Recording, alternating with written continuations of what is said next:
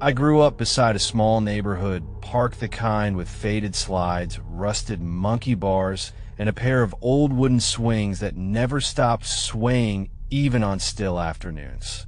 Everyone in town knew the place had a strange reputation, but no one ever said it out loud. People avoided it in small ways, taking the long route home, ignoring its path, pretending the swings were not moving by themselves in the corner of their eye. For me, it was just part of the background of daily life until I became old enough to understand that something was wrong with it. The first real moment I noticed was when I was walking home from school alone. The sky was heavy with clouds, and the air felt colder than it should have been. There was no wind, not even a breeze. But the left swing was rocking back and forth steadily like someone was sitting on it, pushing themselves into motion. I stopped beside the fence watching it. The chains creaked softly, but the motion was too smooth, too controlled. It felt like a pattern, like something was repeating the same movement again and again. I told myself it was just old chains bending with leftover tension from the last child who used it. But there was something else, something I did not want to say out loud, even in my mind. The swing was not just moving. It was reacting. When I stepped closer, the movement slowed. When I stepped back, it sped up again. It felt like something wanted me near it. I tried not to think about it and hurried home. But over the next week, the swing kept acting the same way whenever I passed. Always the left swing, always swaying with deliberate rhythm. I even tested it one afternoon, waited behind a tree, and peeked out quickly to see if the swing moved only when it sensed someone. It did. The moment I leaned out, the swing jerked sharply as if startled, then resumed its steady movement. It was not until the following weekend that I heard it for the first time. Not a scream, not a voice, just a long drawn-out strain of pressure, like air being forced out of a place where it should not escape. It came from the direction of the park while I was inside my house. I froze in the hallway, the back of my neck tightening. I looked out the window and saw the swing rocking violently, now leaning so far back I thought the chains would snap. Yet the air outside was dead still. The trees stood completely motionless, the sky unmoving. Only the swing fought against nothing. I remember my hands shaking as I stepped away from the window. Something deep inside me knew the swing was not a toy. It was not reacting to wind or weight or gravity. It was reacting to attention. It was aware. It wanted someone to see it. And for some reason, it wanted that someone to be me. Later that night, long after the house was quiet, I heard the same dragging, breath-like strain again. This time it was closer. Not outside the window, not in the yard, but near the back door, as if something had followed the sound of my footsteps or traced the path I took earlier. I tried to convince myself it was the pipes settling, but the pressure in the sound did not drift like pipes do. It lingered, waiting like something standing just out of sight. By morning, I was exhausted. I told myself I would ignore the swing from now on. For a few days, I avoided looking at the park entirely.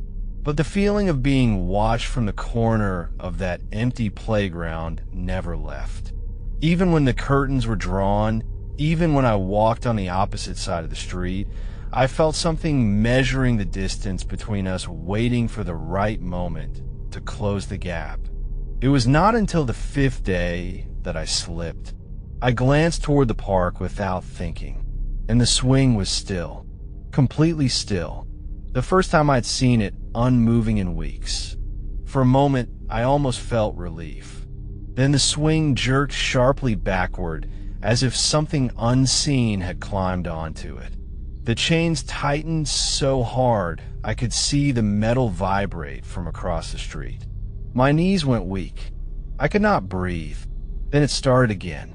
That strained breath that did not belong to lungs or throat or anything human. A slow exhale dragged out through something that should not produce air at all. It carried across the empty park across the street and pressed itself into my chest like a cold hand. It was not an object making that sound. It was something sitting in the empty space where a person should be, and it knew I was listening. I spent the next few days trying to avoid the park entirely, but it was impossible. My house sat directly across from it, and every window on the front side faced the swings whether the curtains were open or not. Their presence lingered in the air like a heavy scent. Even when I could not see them, I could feel them, especially the left one. Always the left. I stopped walking to school and started biking instead, hoping the speed would keep me from noticing anything. It did not. Every time I passed the entrance of the park, I felt a sudden pressure in my ears, the kind you get before a storm, even on sunny days. I kept my eyes forward, but I could sense the swing pulling at my attention, as if it wanted me to look. My vision felt heavier whenever I got close, as if something tugged on the edges of my sight.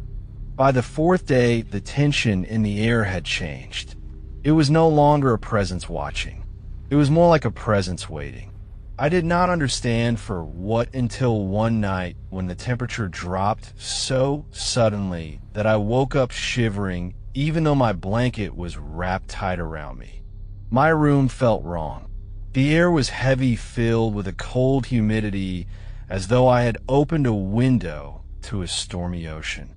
I sat up slowly listening. The house was quiet. No footsteps, no creaking floorboards, no cars passing. Just a deep silence that felt unnatural for our neighborhood. It took me a moment before I realized the silence itself was what woke me. It was too complete. Too full. Then I heard it. That strained, breath-like pressure I had heard before, but this time it did not come from outside. It drifted up from the living room below my bedroom. The sound rose with steady rhythm, drawn out long, then cut sharply, as if whatever produced it had no patience for normal patterns. It sounded like something that had never breathed before was trying to learn how. My chest tightened. I sat frozen for a full minute, listening to the unnatural rhythm filling the house. My first thought was that someone had broken in. My second thought was that whoever it was, they were not alone. There was something in that sound that suggested size, but also emptiness, something stretching itself out, trying to understand how space worked. My parents were away for the weekend, staying at a relative's house. They had asked me to come, but I stayed behind because of exams. Now I regretted that decision with a fear that felt like it was wrapping itself around my ribs. I forced myself to stand. My feet were numb from fear, but I crept toward the bedroom door. As soon as my hand touched the doorknob, the sound downstairs changed. It paused. A single instant of silence, so sharp it pierced straight through me. Then the breath-like sound rose again, slower, now heavier, as though it had turned its attention toward the staircase. Toward me. I backed away from the door. The sound pressed against the underside of the floorboards with deliberate rhythm. With each exhale, the wood beneath my feet vibrated the smallest amount. It felt like something enormous shifting its weight. Something that did not understand why the structure above it existed. I grabbed my phone to call anyone, but the screen stayed black no matter how hard I pressed the buttons. It was not dead. It simply refused to turn on, as if the house itself had cut off every signal. A sudden impulse pushed me to the window, and I pulled back the curtain just enough to see the park. The swings were visible under the dim streetlight. Only one was moving. The left one, swaying hard back and forth, though the trees around it stood perfectly still. For a moment, I forgot about the sound in the living room. I watched the swing move with such violent intensity that the chains bent at unnatural angles. Then the motion changed. The swing slowed. slowed again, then stopped completely. Just before it halted, something on the seat shifted. I saw it even from across the street. A shape not quite solid, not quite empty, dipping the seat downward as if settling into place. My breath caught in my throat. The moment the swing stilled the sound inside my house stopped too. Silence filled every room, thick and suffocating. I stood there frozen, gripping the curtain and waiting for something else to happen. Then from behind me, the floorboard directly outside my bedroom door dipped downward as if a bare foot had stepped on it. No sound came with it. No breath, no voice, no movement. Just the weight. Slow, steady, heavy. Another step.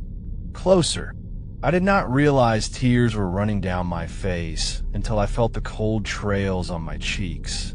I pressed myself against the wall as the unseen weight moved again, pausing right at my bedroom door.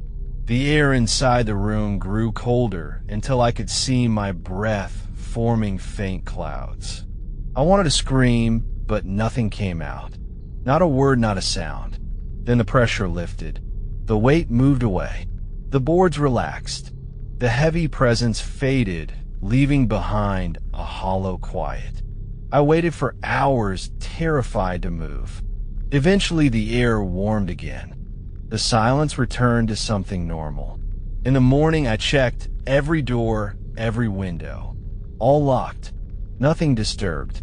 But when I finally forced myself to look outside, the left swing was moving again, soft and slow, as if nudging me to notice. Not the wind, not gravity, not mechanical shift. A deliberate reminder that whatever had stood outside my bedroom door had come from a park. And it was not finished with me. After that night, I couldn't make myself sleep upstairs again. I dragged a mattress into the living room and stayed there pretending it made me safer, even though I knew whatever had stood outside my bedroom door could stand anywhere it wanted. My house no longer felt like shelter.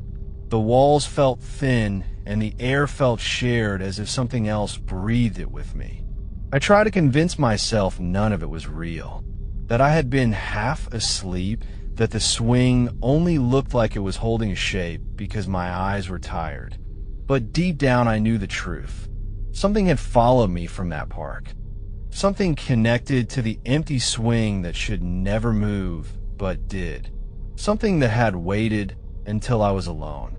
I avoided looking outside. I kept the curtains shut tight.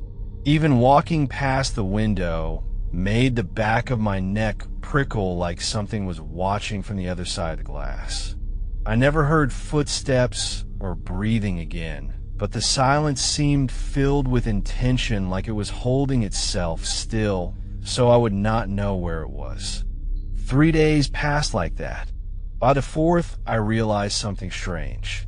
The house felt wrong, not because it felt occupied, but because it felt expectant. It was like someone had prepared a room for a guest and was waiting for them to return. I did not understand the feeling until late that afternoon. The wind picked up suddenly sharp, cold enough to sting the skin, even though the day had been warm. A pressure settled over the neighborhood, so heavy that the birds stopped making noise. Even the trees looked like they were bracing for something. I tried to ignore it, but a low urgency crept into my bones, pushing me toward the front door. I did not want to look outside. I told myself not to, but something felt pulled tight inside my chest like a string dragging me forward. I slowly opened the door. The park was empty. No people, no animals, no movement. The air felt frozen.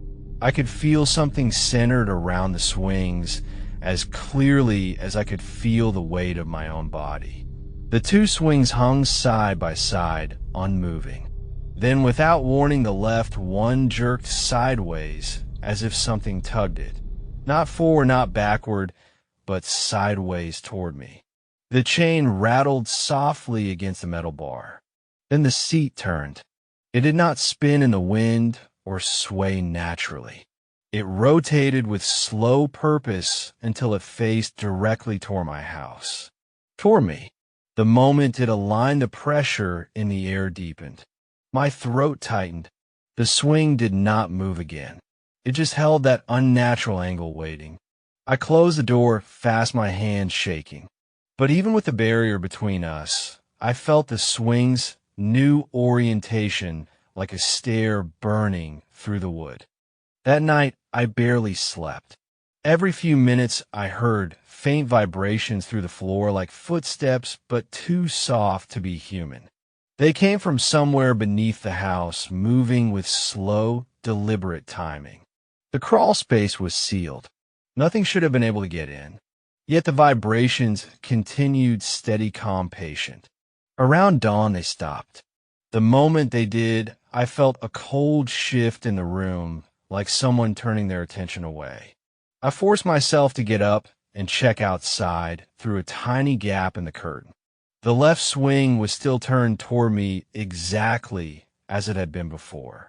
The right swing hung straight with its back to the park like it always had. But something else had changed.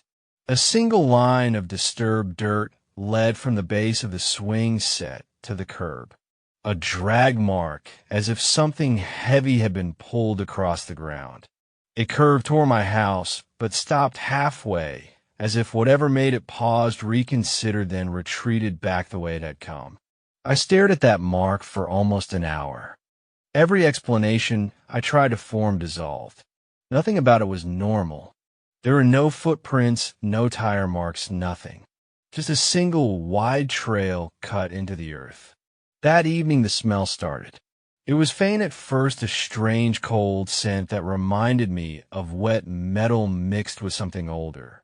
Something like soil that had never been touched by sunlight. It seeped into the house with slow persistence, filling corners and hallways. No matter how much I cleaned, the smell returned, always coming from the direction of the walls. By nightfall, it grew stronger. The air tasted heavy. My eyes watered. And beneath it all, I sensed something moving slowly unseen, as if pacing behind the drywall, searching for a place to emerge. I pressed my ear to the living room wall and held my breath. At first I heard nothing, then a faint scrape like a fingertip dragging along the other side. Slow, testing. Then another scrape, lower this time, moving upward in a long arc. I stumbled back, my heart pounding so hard it hurt. Whatever was behind the wall moved again, this time closer to where I had just been standing. Not fast, not frantic. Calm, curious. The smell thickened. The temperature dropped. Then from the direction of the park, I heard a distant creak. Not loud, not drawn out. Just one short, stiff motion, like a wooden seat adjusting under weight. The left swing was moving again. I knew it without looking. I pulled the blanket over my head and curled tightly on the mattress. I prayed morning would come quickly, but the night stretched on slow and heavy. The scraping in the walls continued steady, calm, deliberate. Before dawn, the house fell silent again. And when I finally gathered the courage to peek through the curtain, the drag mark in the dirt had grown longer. Reaching the edge of the street, now almost touching the sidewalk facing my house. The swing had not moved from its impossible orientation. It was waiting for me, and whatever lived in the walls was learning my shape. The next days passed in a blur that felt stretched too thin, like reality was thinning around me. I slept in short, restless snatches, waking to the smell that now filled the house, completely cold and damp, and almost sweet like flowers left too long in a closed room. It clung to my clothes, my skin, even my hair. No amount of cleaning changed anything. The house was no longer mine. It was becoming part of something else. The scraping in the walls grew bolder. At first it stayed low near the baseboards. Then it began moving upward until sometimes I would see the drywall flex inward, the faintest ripple, as if a hand pushed gently from the other side. The movement was careful, steady, and not frantic. Whatever lived, there was exploring, learning, testing its boundaries. I kept the curtain shut, but I could feel the swing outside like a presence pressing close against the house. The air around the windows always felt colder.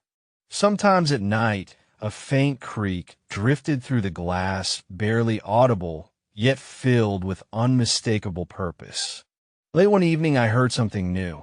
Not scraping, not footsteps. A faint rhythm from outside. A soft tapping against the ground like something lightly brushing dirt in a slow pattern. It came in sets of 3, then paused, then repeated. It felt like a message, a signal meant only for me.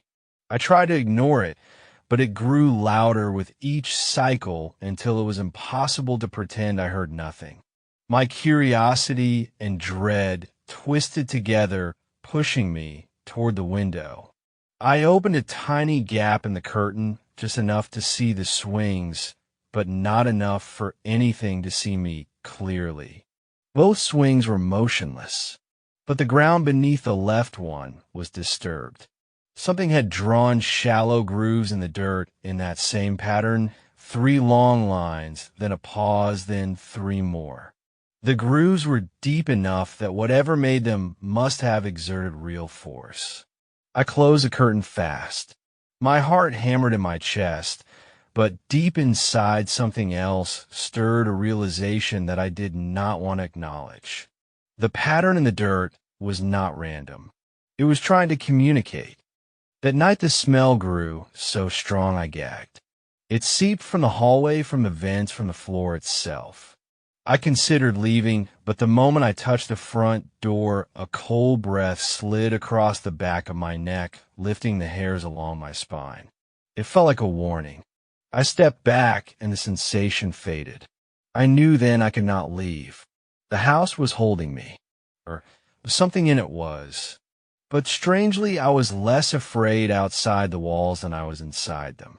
The swing outside may have been watching, but the thing behind the drywall felt closer, more personal, like it knew me better than I knew myself.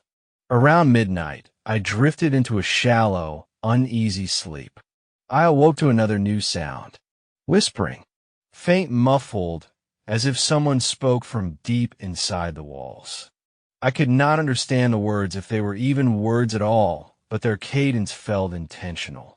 I held my breath, listening.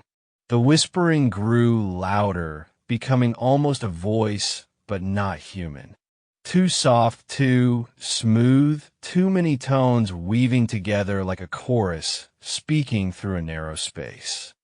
Then I realized the whispering was not coming from the walls. It was coming from under the mattress. I shot up, fast, heart racing. The whispering stopped as quickly as it started. The silence that followed felt alive, watching, waiting. I lifted the edge of the mattress with shaking hands. Nothing underneath, just floor. But the smell was stronger there, concentrated. Something had been there recently, or was still hiding close by unseen. I dragged the mattress back, but I no longer trusted the house enough to lie down again. I sat up the rest of the night, listening to the slow movements inside the walls and to the distant creaking of the swing outside. As the faint light of morning seeped into the room, I dared another look through the curtain. The swing had moved again. Now it was angled even sharper toward the house, almost as if leaning in. The drag mark in the dirt was longer and slightly curved, following the line of the street leading closer to my walkway. But the worst part was the new addition. Something had left shallow handprints in the dirt beside the mark.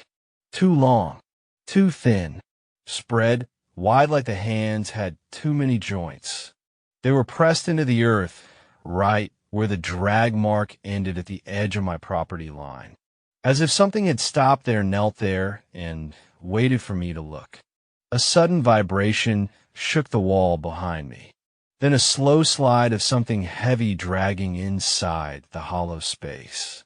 A long, quiet inhale followed, as if the house itself was breathing with intent.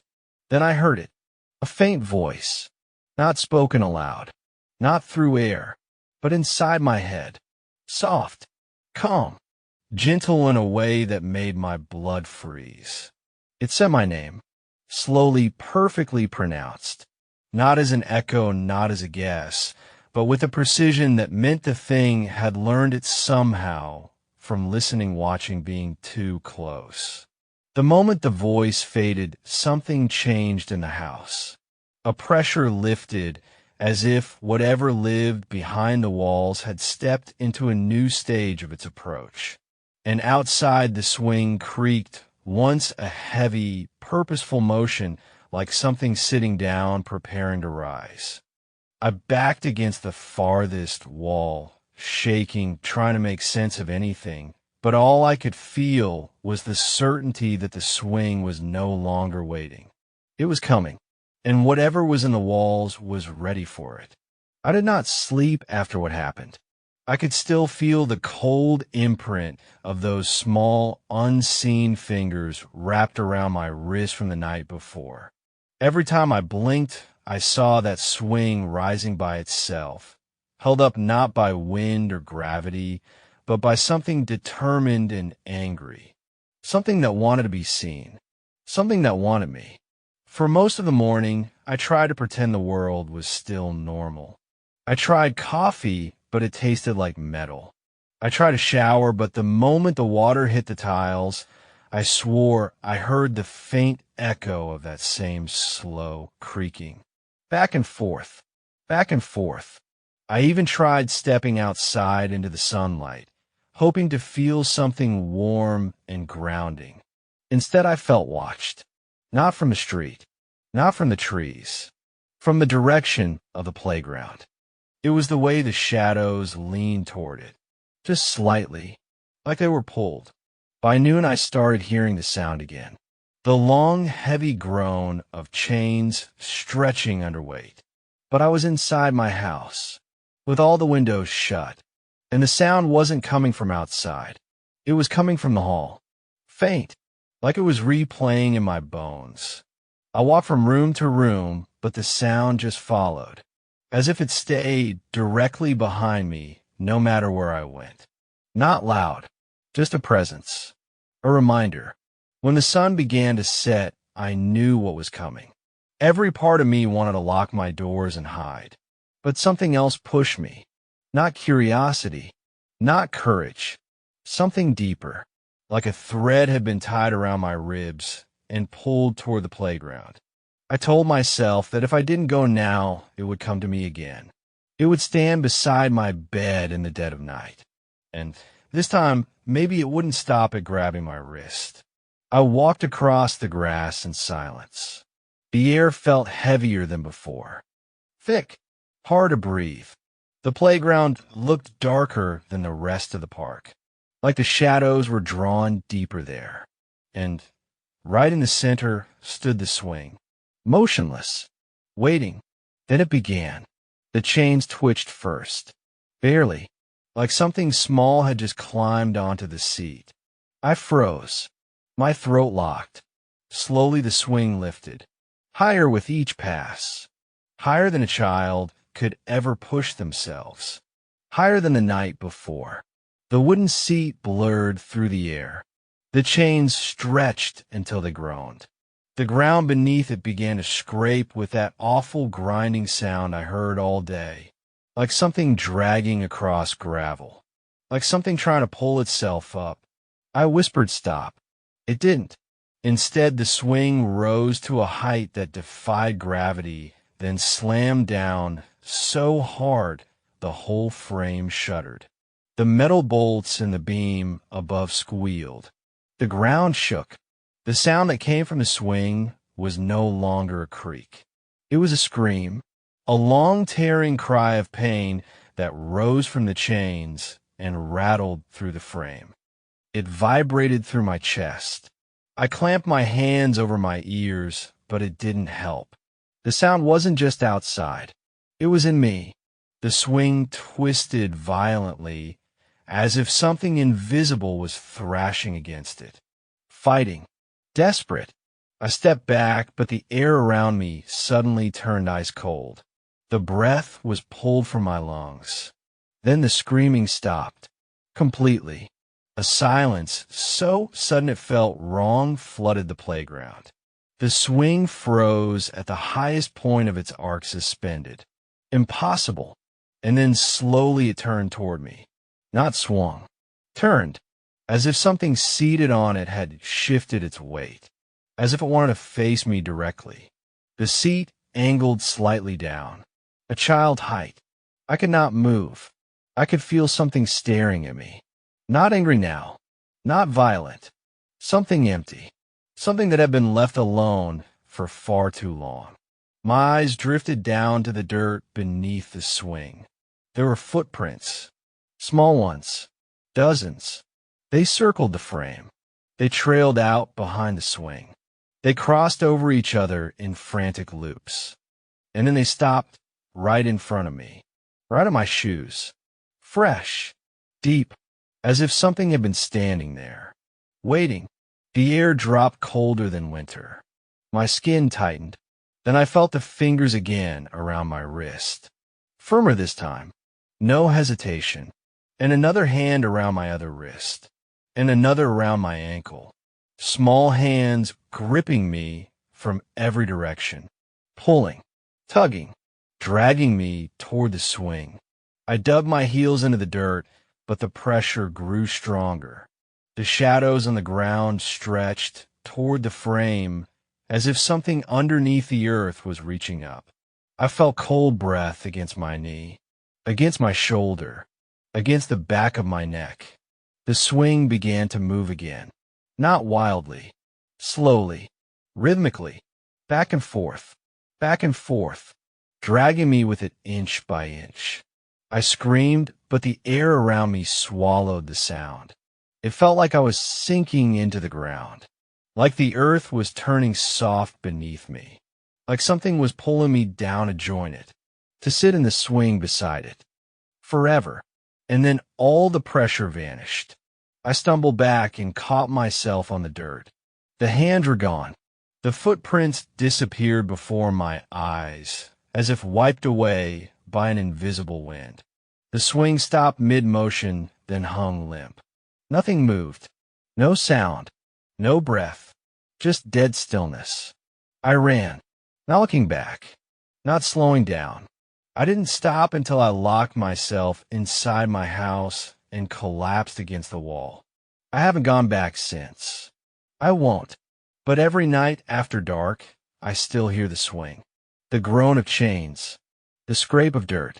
The faint sound of something small dragging its feet. Sometimes it gets louder. Sometimes it gets so close it sounds like it's on my porch. And once I heard it from inside my hallway back and forth like it finally found the way in.